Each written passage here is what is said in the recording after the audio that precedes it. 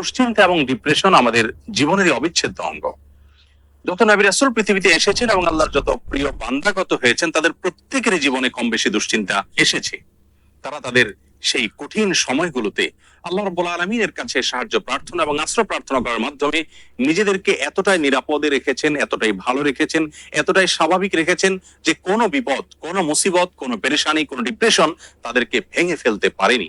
বরং বিপদেও তারা হেসেছেন এবং স্থির থেকেছেন মানসিকভাবে।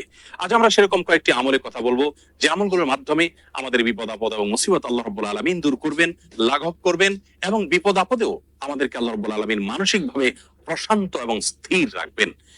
আর সেই আমলগুলোর মধ্যে থেকে সর্বপ্রথম এবং প্রধান যে আমলটির কথা বলবো তা হলো যিকরুল্লাহ বা আল্লাহর জিকির।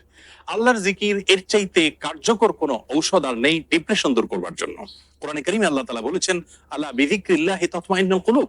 আল্লাহ তাআলার জিকির এর মাধ্যমে মানুষের অন্তরসমূহ প্রশান্ত হয়ে থাকে।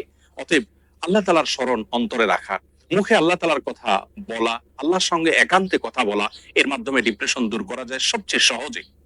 আল্লাহর জিকির বা যিকরুল্লাহর একটা বিশেষ পদ্ধতি হলো কোরআনে কারীমের তেলাওয়াত।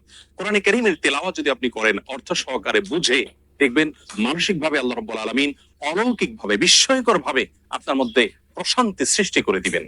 যিকরুল্লাহ বা আল্লাহর জিকিরের আরেকটি বিশেষ পদ্ধতি হলো সকাল এবং সন্ধ্যায় প্রিয় নবী সাল্লাল্লাহু আলাইহি সাল্লাম অনেকগুলো জিকির এবং দোয়া আল্লাহর কাছে নিবেদন করতেন।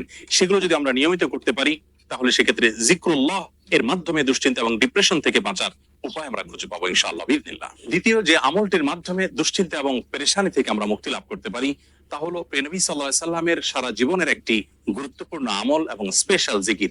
যে জিকির তিনি আল্লাহ তাআলার কাছে নিবেদন করতেন তার কঠিন সময়, যখন দেয়ালে পিঠ থেকে যেত, ঠিক সেই সময়। আর সেই জিকিরটি হলো লা ইলাহা ইল্লাল্লাহুল আযীমুল হালিম, লা ইলাহা ইল্লাল্লাহু রাব্বুল আরশিল আযীম, লা ইলাহা ইল্লাল্লাহু রাব্বুস সামাওয়াতি ওয়া রাব্বুল আরদ ওয়া রাব্বুল আরশিল কারীম। এই জিকিরের মাধ্যমে আল্লাহ রাব্বুল আলামিনের একত্ববাদের স্বীকৃতি, আল্লাহর মাহাত্ম্য বর্ণনা করার মাধ্যমে আমরা দুশ্চিন্তা এবং পেরেশানি থেকে মুক্তি লাভ করতে পারবো ইনশাআল্লাহ বিইذنিল্লাহ। তৃতীয়ত যে আমলের মাধ্যমে আমাদের বিপদ আপদ এবং কঠিনতম সময়ে আল্লাহ তাআলার আশ্রয় প্রার্থনা করতে পারি, দুশ্চিন্তা থেকে মুক্তি লাভ করতে পারি, সে দোয়াটি প্রিয় নবী সাল্লাল্লাহু আলাইহি সাল্লাম সারা জীবন নিয়মিত পাঠ করতেন। আনাস রাদিয়াল্লাহু তাআলা আনহু তার 10 বছরের সেবক ছিলেন।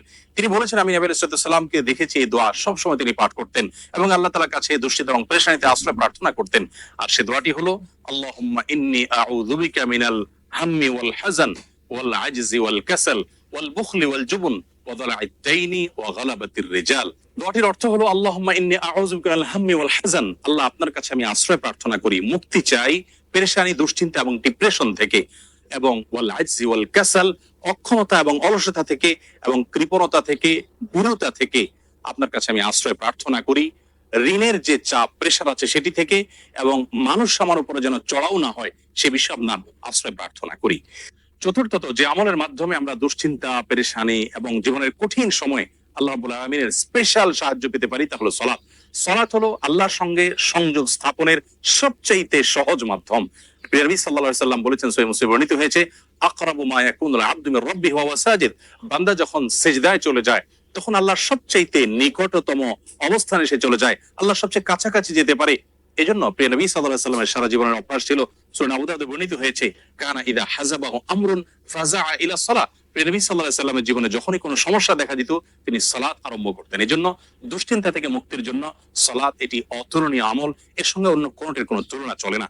আমরা যখনই কোনো বিপদ দেখা দিবে, কোনো পেরেশানিতে আমরা ভেঙে পড়ার উপক্রম হব, তখনই সাথে সাথে ওযু করে আমরা যদি নিষিদ্ধ সময় না হয় 2 রাকাত সালাতে দাঁড়িয়ে যাব, দীর্ঘ কেরাতে, দীর্ঘ রুকুতে, দীর্ঘ সিজদায় ধীরস্থিরতার সাথে 2 রাকাত সালাত আদায় করে আল্লাহর কাছে হাত তুলে আমরা চোখের পানি ফেলে দিব। সালাতের মধ্যে দুশ্চিন্তা এবং বিপদ আপদ থেকে মুক্তি লাভের জন্য যে সালাতটি সবচেয়ে বেশি কার্যকর, এবং আমার জীবনে বারবার আমি পরীক্ষা করে দেখেছি যে এর মাধ্যমে আল্লাহ রাব্বুল আলামিন অলৌকিকভাবে, বিস্ময়করভাবে দুশ্চিন্তা থেকে মুক্তি দান করে থাকেন, তা হলো তাহাজ্জুদের সালাত। ভোর রাতে যখন আপনি সবাই ঘুমিয়ে থাকবে তখন উঠে 2 রাকাত সালাতে দাঁড়িয়ে যাবেন ওযু করে, এবং দীর্ঘ সময় নিয়ে ধীরস্থিরতার সাথে কায়মনো বাক্যে আল্লাহ তাআলার কাছে সালাত নিবেদন করবেন। সালাতের পরে যখন দুহাত তুলে আপনি প্রার্থনা করবেন, জর্জর করে চোখের পানি আপনার চলে আসবে, আল্লাহর সঙ্গে একান্তে কথা বলবেন, আপনি নির্ভর ফিল করবেন, দুশ্চিন্তা থেকে মুক্তি লাভ করবেন ইনশাআল্লাহ বিইذনিল্লাহ। অতএব দুশ্চিন্তা থেকে মুক্তি লাভের জন্য এই সালাতের আমলটিকে সবচেয়ে বেশি গুরুত্বের সাথে আমাদের করার চেষ্টা করতে হবে। ৫ নম্বর যে আমলটির মাধ্যমে আমরা বিপদ আপদ এবং কঠিন সময় আল্লাহ তাআলা আশ্রয় প্রার্থনা করতে পারি তা হলো ইস্তেগফার।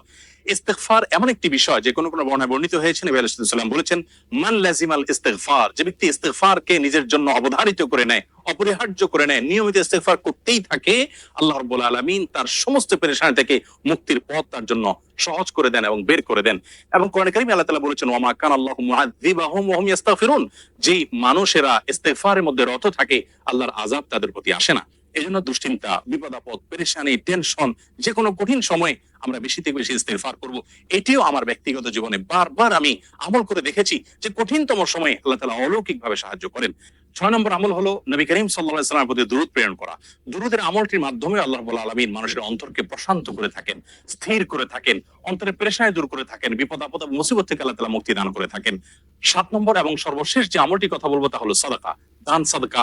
সাধ্য অনুযায়ী আমরা যতটুকু করব এর মাধ্যমে আল্লাহ তাআলা আমাদেরকে বিপদ আপদ এবং কঠিন সময়ে সাহায্য করবেন, মুক্তি নসিব করবেন। সর্বশেষ যে কথাটি বলতে চাই প্রিয় দর্শক, বিপদ আপদ এবং মুসিবত আল্লাহ তাআলা কখনো কখনো বান্দাকে দিয়ে থাকেন বান্দার কল্যাণে, যার বিনিময়ে আল্লাহ রাব্বুল আলামিন জান্নাত দিবেন।